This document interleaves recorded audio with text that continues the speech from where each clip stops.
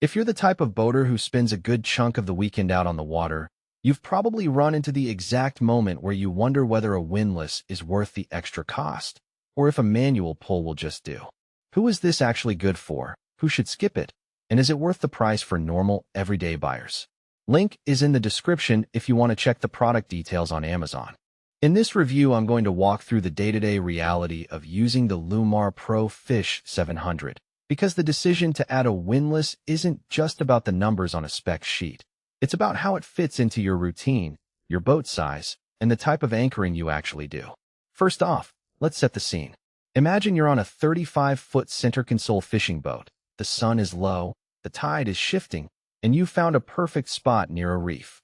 You drop the anchor, and now you have a 700-pound pull line that needs to be hauled in. Without a windlass, you're looking at a handful of people scrambling, a lot of rope slippage, and a lot of time lost. With the Pro Fish 700, that whole process can be reduced to a single button press.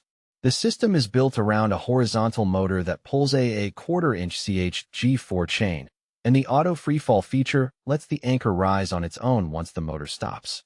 That sounds slick, but the real question is whether the convenience translates into real value for the typical fisherman or cruiser. Who should buy it? If you regularly fish or cruise in areas where you need to set and retrieve anchor quickly, think shifting tides, strong currents, or a tight mooring spot, this windlass makes a tangible difference. The 700-pound maximum pull rating is comfortably above the requirement for most 25 to 38-foot vessels using a 3-pound anchor, meaning you won't be fighting the motor every time you come in. The auto freefall system is a practical time saver. After you've secured the boat, you press the release, and the anchor lifts without you having to manually pull the chain. That is especially handy when you have a small crew or you're hauling in after a long day on the water. Who should skip it? If your boat is under 25 feet, you're typically anchoring in calm, protected bays, and you have a crew of 2 or 3 who can comfortably pull a standard 3-pound anchor by hand. The windlass could be an unnecessary expense.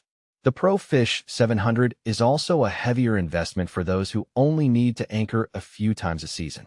In those cases, a simple windlass or even a manual winch will cover the need without adding the motor's weight and power draw on your battery system.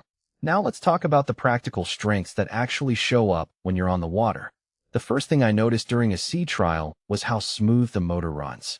It doesn't scream or jerk when it starts, which means you're not draining your battery with a sudden surge.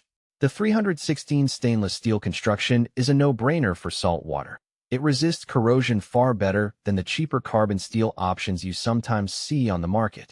Over a couple of outings, the chain stayed clean, and I didn't have to worry about rust spots forming on the moving parts. Installation is another area where the Pro Fish shines. Lewmar designed the kit to be a drop-in for most boats up to 38 feet, and the mounting hardware comes pre-drilled with clear instructions. I was able to bolt the unit onto my transom in under an hour with a standard set of tools. No need to call a marine electrician for custom wiring. The kit includes the motor, the chain reel, and a 3-wire control harness, so you're not hunting down extra parts later. That all-in-one packaging saves a lot of hidden costs that other brands tend to leave out. On the flip side, there are a couple of trade-offs that are easy to miss if you only glance at the specs. The motor runs on 12-volt DC, which means you have to make sure your boat's battery bank can handle the extra load, especially if you're also running a fish finder, lights, and a trolling motor. In practice, I noticed a small dip in voltage when pulling the anchor in heavy wind, but my battery was still above the safe threshold. If you're running a smaller battery system, you might need to upgrade or be mindful of how often you use the windlass. Another subtle point is the chain size.